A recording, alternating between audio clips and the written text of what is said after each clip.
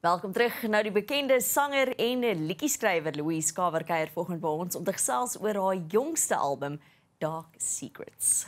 Good morning and welcome. Morning, thank you for having me. I think my first question when I was reading up on you, and once again, you're such a talent, and the fact that you were discovered at 15, first single at 17, and I think the first question that popped into my mind is, what was the pressure like when you started your career at such a young age? It was actually a lot of fun. So there was nothing to lose. I had an amazing mentor with me. My mum was also with me all the time, and everything was very natural. And I think there's a lot more pressure now than when I was younger. So I think the most, I suppose the only downside to everything was the way people, my peers in school, because I was in matric, Yes. suddenly treated me differently. And, you know, when you're a teenager, all you want to do is fit in, have a boyfriend, which didn't come for a very long time. I was a very late bloomer. So I think that was the only thing that left a bit of a scar, was the way that it was an all-girls school in Cape Town. And I think that I felt very isolated, but everything else was wonderful. So if you look at your career that has expanded for so long, over such a long time, what are some of your career highlights for you? Travel. I've traveled to most places in the world with my music. Russia, St. Petersburg was a highlight. Wow. Yeah, it was a lot of adventures there. No one speaks English, so I had an interpreter. I've had #1s in Russia, in Europe. I think performing with Michael Bublé was at Kirstenbosch Gardens was wonderful. Meeting Nelson Mandela for 46664. There's been amazing highlights, I think, but doing what I love is the best thing. It's a vocation. Otherwise, you can't do it. It's too challenging. There's not enough money to make you do it. It has to be a calling from inside of you, that you have things to express and you have things to share. Wow. And my music is storytelling. And if I've experienced it, I will write it. And sometimes it makes it into a song that goes on to radio. And Dark Secrets, the latest album, is very revealing. Wow. Hence the name. You immediately have me at the word storytelling. I'm an absolute fan of any storyteller. Tell me how people think certain genres of music lend themselves better to certain elements of expression, but yet it's all part of one artistic experience. Your creative world is one that affirms your life view and your whole being as a creative being. Do you find that people sometimes go, yeah, but it's dance music, we don't listen to that, it's not that creative? Do people do that? Well, my music goes through lots of different genres. Yeah. So, yeah, I'm sure you're right in that. I do have dance music, which is mainly overseas. Yes. But here it's been rock and adult contemporary. And now I've gone into this genre called dream pop. Yes. Which is very Portishead for those that grew up in the 90s. Mazzy Star, now Billie Eilish is doing it, and Lana Del Rey. So it really is a storytelling genre. It's all about the vocals, in my case, up close against the microphone, telling you things, confiding in the listener. So it's a joy, actually. And there's a bit of an ethereal, very ethereal feeling to it, which gives it a lovely ambience. Yeah, it's very much, for me, I had a picture of what I wanted for this 7th studio album. I mean, I didn't know if I was going to make another album, and then I wrote the song Dark Secrets, and I thought, this has to come out. It's so relevant to what people in long relationships experience if they're honest with themselves. I just wanted the vocals to just be the rhythm. So I didn't want it to be the drums to be driving it. So I had a very strong vision of what I wanted for this album.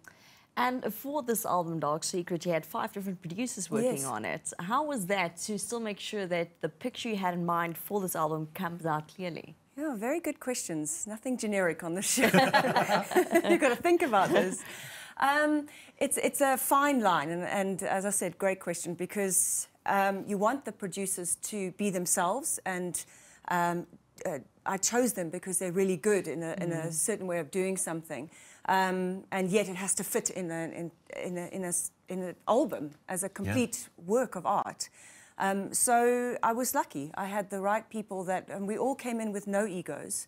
And the first person I worked with is the head of Audio Militia. Audio Militia makes music behind the big movies in this country and internationally. So very sweeping strings.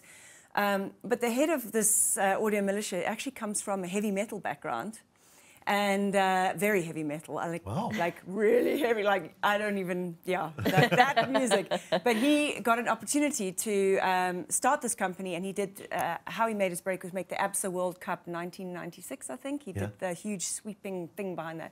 Anyway, so he comes from a very interesting dark space, and I pushed him into this kind of dark pop, I suppose, dream pop, and it was a great fusion of me being honest and vulnerable in my storytelling, and him with wanting to keep it there. So it was a great fit. It's fantastic that you're saying it's almost a dark pop, and then the honesty behind it, about the storytelling. It's a very difficult thing for artists to do, because artists sometimes put themselves on a pedestal and say, "I'm such a creative being, and I'm telling you the truth," but it's never quite personal. Oh, mine is very personal. So how do you manage that? I mean, it must be. Do you hide some things, obviously? But I mean, it must be you have to be sensitive about yourself, eh? I can't write if I'm not telling the truth. Nothing's going to come. So I don't know how or why it happened in terms of when someone says, "How do you write?" I have no idea. I leave that up to the heavens. It comes through me, and I just have to be patient, and it comes straight through me, and I can't lie in that moment. So it is problematic. But my long-term partner, it's his favorite song on the album, and he said to me, "Look, I don't love, I mean, the first line of the song is I don't really want to cheat, but the way you look at me, everything inside me screams yes, and I forget I'm with someone else." I mean, it's a lot, and I think a lot of people during COVID were thinking about that. We love our partners, but every day in the pajamas and the dressing gown, where's the romance gone? And it didn't mean that I wanted to leave my partner, but it did. Like, I'm a sensual being. Like and you can't help having interactions with your work colleagues that. Maybe there's chemistry there. What you do with it is up to you. That's none of my business. I know what I do with it, but that's also my business. But that chemistry is what I was writing about. And that unexpected connection with somebody when you're in a loving, amazing relationship already no one talks about that. Where do you place that? Everybody skirts the issue, But it happens, and it happens every day, and we just have to, make our own decisions on that front and live with the consequences. But that's what Dark Secrets is about. I think it's beautiful to listen to you speak about this album, because you speak with so much passion about your music, and it really is incredible. And it does come through if you listen to the album. It is beautiful just to sit there and listen to song after song. So congratulations. It really is. It's wonderful. I really look forward to your performance a little bit later on too. Which song are you performing for us today? Well, I wasn't sure if we could handle Dark Secrets this early in the morning.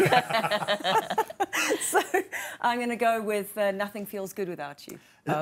Honestly, I heard it once, Nothing Feels Good Without You. I heard it once, and the second time I walked past someone listening to the same song, and I said, "Hey, I know the song very well. This is a famous tune." And he said, "Yes, it's probably something that you listen to." And then I realized, it's the song. Yeah. It's such a catchy tune. Thank you. Absolutely. Thank you. That is my first mentor, amazing man. He said to me, "You write, it's earwigs." He says, "It just gets in. It's horrible, actually, to think about it. Yeah, it's in your ear, and I'm singing it the whole morning." So, that is my job, to make sure that you are remembering things and telling the truth at the same time. Louise, thank you so much for visiting us and speaking about the new album, Dark Secrets. It's been wonderful having you here. Oh, lovely to be here. Thank you.